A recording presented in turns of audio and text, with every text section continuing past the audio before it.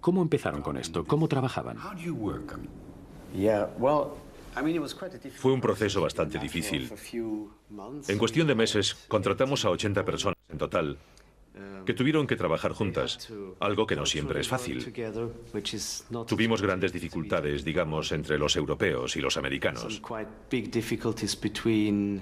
Probablemente no recibimos todo el material, eso está claro. Tenemos, no sé, unos 12 millones de documentos. Pero la gente deja huellas y muchos documentos que se están perdiendo aquí los encontramos en otra parte. A mí me interesa en particular cómo se sobornaba. Y teníamos un gráfico en una de las paredes de este edificio, de unos 4 o 5 metros de largo, en el que identificábamos gráficamente a los intermediarios.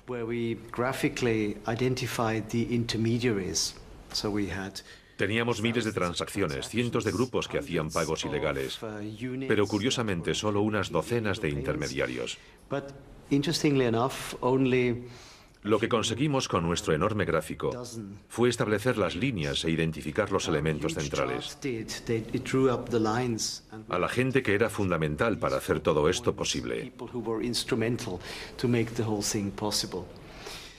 Y lo que yo deduje de todo ello es que así es probablemente cómo se desarrolla la corrupción en el mundo en general. Al final de la investigación, esta es la criatura. Pesa más de 2000 páginas y señala con el dedo a un número concreto de responsables. Lo que yo quiero enfatizar es que la corrupción del programa por parte de Saddam y muchos de los participantes fue considerable y no habría podido ser tan generalizada si hubiera habido un control más disciplinado de la ONU y sus agencias. En este edificio reside uno de los máximos adversarios de la ONU, Claudia Rosset. Hemos quedado con ella porque fue ella quien tocó a Rebato mucho antes de la publicación de la lista de Almada. ¿Está usted de acuerdo con que la ONU, el Consejo de Seguridad, esté supervisado por países que dijeron sí a todo esto? En realidad ellos fueron los responsables. Hubo un Consejo de Seguridad que aprobó todo esto. Podemos buscar a sus 15 miembros y preguntarles en qué demonios estaban pensando. Especialmente los 5 permanentes, que son Estados Unidos, Reino Unido, Francia, Rusia y China. Ahora sabemos que Kofi Annan sabía que esto estaba corrupto.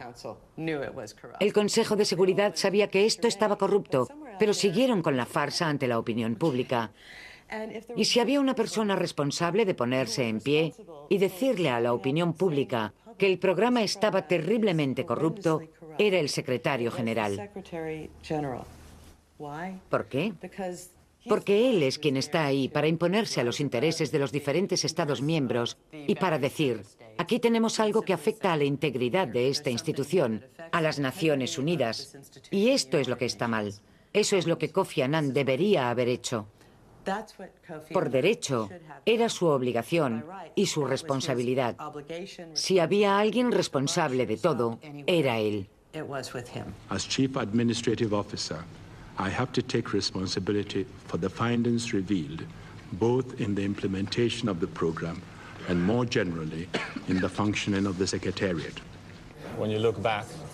Cuando echas la vista atrás y ves la cantidad de personas que conocían las prácticas corruptas, tanto en la exportación de petróleo como en la importación de productos humanitarios, te encuentras con todo el personal de la dirección de la ONU, con todo el Consejo de Seguridad de la ONU, los medios, los corresponsales que cubrían la venta de petróleo iraquí a los intermediarios. Todos lo sabían.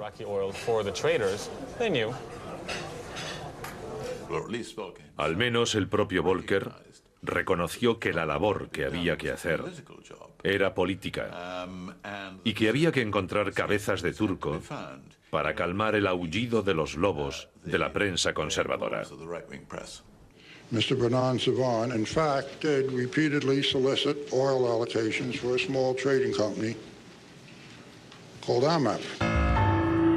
Les digo enseguida que Benon Sevan, quien se lo recuerdo, controlaba todo el programa como director de la OIP, le vio las orejas al lobo.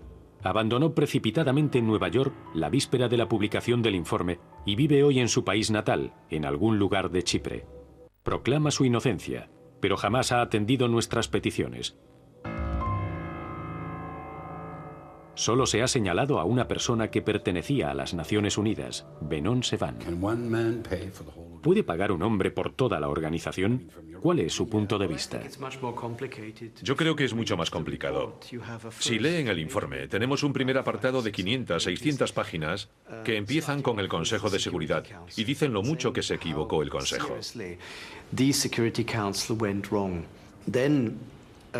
Después repasamos toda la institución, mostrando dónde se cometieron graves errores de gestión. Y después, obviamente, hay algo más. Están las 2.800 empresas que hemos descubierto que hicieron pagos ilícitos. Entre todos los sobornos, ¿hay uno o dos ejemplos que le sorprendieran realmente? Podemos repasar un buen ejemplo, algo que ha sido investigado con gran detalle. La forma en que la petrolera Glencore hacía los pagos. Que es una sociedad mercantil. Sí, es una sociedad mercantil. Glencore tiene su sede en Zug y simplemente por su facturación es gigantesca. Lo que hemos encontrado es sencillamente el rastro objetivo del dinero. Otra cosa es lo que supiera realmente la gente de la empresa. Y en Glencore dicen que no sabían que los intermediarios hicieran pagos ilegales. Pero lo que me parece interesante es que los pagos se realizaban a intermediarios y que esos intermediarios al día siguiente, inmediatamente, transferían 3/4 del dinero directamente al Banco Central de Irak o llevaban dinero en efectivo, cientos de miles de dólares, a la Embajada de Irak en Ginebra y lo depositaban allí, físicamente.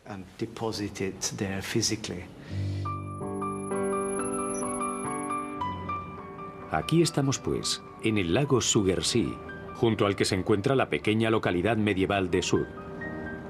Ciudad modesta, pero solo en apariencia. Porque sus viejas murallas albergan una impresionante cifra de millonarios por metro cuadrado. Aquí tiene su sede la primera sociedad por volumen de negocios, Glencore, especialista en transacciones internacionales y en petróleo, sobre todo. Una sociedad que no tiene nada que decir sobre el tema. Pero ante empresas tan discretas, ¿cómo es que la justicia helvética se ha decidido a entablar un proceso? El procurador general a cargo del sumario, Claude Nicati, nos ha dado la respuesta. Si me permite decirlo, ellos no han querido hacer daño. No han querido violar las leyes existentes. Han querido hacer negocios y tal vez han superado un poco los límites que estaban fijados. Desde luego han puesto todo el interés en demostrar que habían actuado bien. Sí, puede ser que hubiesen pagado algunas comisiones, pero porque eso era algo habitual. Y es un argumento que todos hemos oído a menudo, algo cotidiano en los negocios. Era usual pagar algunos francos de más. Y de todos modos, si no hubiesen pagado ellos esos francos de más, esos recargos, otra empresa se habría llevado el contrato. Por esa razón, todas las empresas han sido tan amables, si se me permite esa expresión, de colaborar con nosotros. Y de acuerdo con ellos, hemos enviado el sumario a una autoridad cantonal. Esta es una particularidad de Suiza que nos permite obtener una condena sin comparecencia pública, únicamente sobre la base de una ordenanza penal que satisface a la vez a la persona condenada, evita la publicidad y a nosotros nos permite liquidar un sumario. A cambio de la gran discreción de la justicia suiza, estas sociedades han pagado multas que rondan los 12 millones de euros. No crean que esas sumas han sido devueltas a los iraquíes. No. Suiza es pragmática. Y ese dinero ha servido para mejorar el estado de las carreteras helvéticas. Pero no arrojemos la piedra a Suiza, porque la mayoría de los países prácticamente no han hecho nada contra las 2.800 sociedades culpables citadas en el informe Volcker. En Alemania, 67 sociedades, entre las cuales está Daimler-Chrysler, han sido amonestadas. En Francia, los procesos relativos a Peugeot y Renault, vehículos industriales, entre otros, están aplazados. En resumidas cuentas, muy pocos países han entablado un proceso. En los Estados Unidos, 3 personas han sido condenadas. En Australia, un ministro implicado en un asunto de dinero ha dimitido. En otros lugares, por ejemplo en Moscú, nada de nada. Entonces, ¿de qué han valido el informe Volcker y sus conclusiones? A tal señor, tal honor.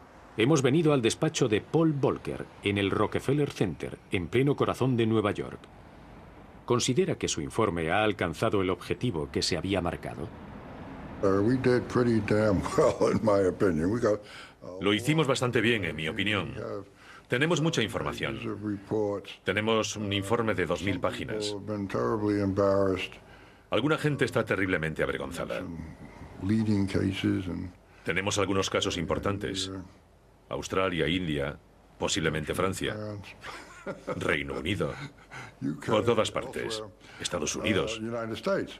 ¿Nos cerraron la puerta en Rusia? Desde luego.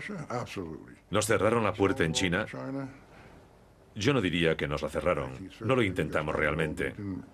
No creíamos que pudiéramos entrar. Hubo unos 15.000 millones de euros que se pagaron como compensación tras la Primera Guerra del Golfo. Procedían de petróleo por alimentos. Obviamente, ustedes no encontraron muchos detalles sobre el tema. No lo investigamos. No recuerdo las circunstancias. Desde luego hubo investigaciones internas sobre ese tema, pero no conseguimos... No es un campo que investigásemos intensivamente. Como digo, es algo que ocurrió durante nuestro mandato, pero no lo recuerdo. Les han dejado de lado. Parece que no tenían muchas ganas de investigaciones. Nos dijeron que no era de nuestra competencia. Se mostraron reticentes. No lo recuerdo muy bien. No hemos investigado en profundidad ese tema. 15.000 millones de euros sobre los cuales la comisión no ha investigado jamás. ¿Raro? Moi, je dis bizarre. Comme c'est bizarre. Básicamente, ustedes recibieron unos 26 millones de euros de la cuenta de depósito en garantía para la investigación. Sinceramente, ¿cree que valió la pena? Creo que valió la pena. Una vez más, creo que la ONU era objeto de todo tipo de acusaciones graves en los Estados Unidos y en otros lugares que estaban socavando la confianza en esta organización. Creo que era necesaria una investigación. Yo confiaba en que, haciendo sonar algunas alarmas, ayudaríamos a mejorar la organización.